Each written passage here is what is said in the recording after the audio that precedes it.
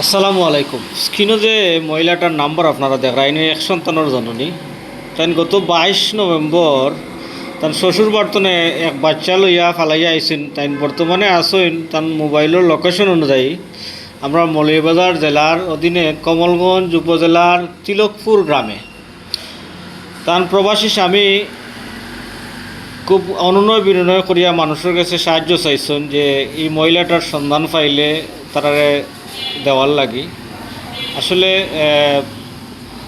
তাই তার যে স্বামী তার বাড়ি হইল মহিলার বাড়ি হইল মতলব সাদপুর।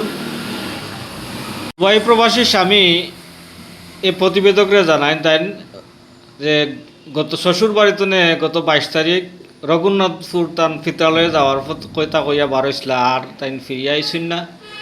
আজ পর্যন্ত তানরে পাওয়া যান না। তবে সর্বশেষ তান যে ব্যবহৃত মোবাইল ফোন দিয়া তাই তার এলাকাত অর্থাৎ তার স্বামীর এলাকার একজন মেম্বারকে ফোন করিয়া কৈছেন তার একটা ছেলের লগে বাগিয়া আইসেন তাই আর যাইতা নাই ব্যাক করতে নাই।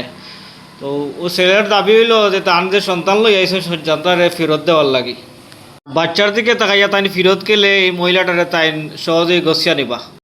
হ্যাঁ, আসসালামু আলাইকুম। কেমন আছো? জানি না আমি, কিন্তু তুমি হয়তো ভাবতে পারো যে আমি কত চলে আসছি যে আমার হাজবেন্ড মেনে নেবে না, কিন্তু আমি মেনে নেব। তুমি আসো, আমার বাচ্চাটার দিকে তাকায় আসো, আমি তোমাকে কখনো ফেলবো না। তো তুমি নির্দ্বিধায় তুমি আসতে পারো, শুধু আমার বাচ্চাটার দিকে তাকাইয়া, আর কিছু চাই না আমি। তুমি আসো, এটাই আমার পাওয়া, আর কিছু না। অনেক কষ্ট হয় যে আমি সারাটা দিন বাইরে বাইরে ঘুরি, রাত্রে ঘুম আসে না, শুয়ে তোমাদের কথা ভাবতে ভাবতে। চলে আসো, কেউ কিছু বলবে না, আমি তোমাকে সব কিছু গাইড করবো, প্রবলেম নেই। তুমি চলে আসো, আমিও দেশে আসতেছি, তুমি চলে আসো।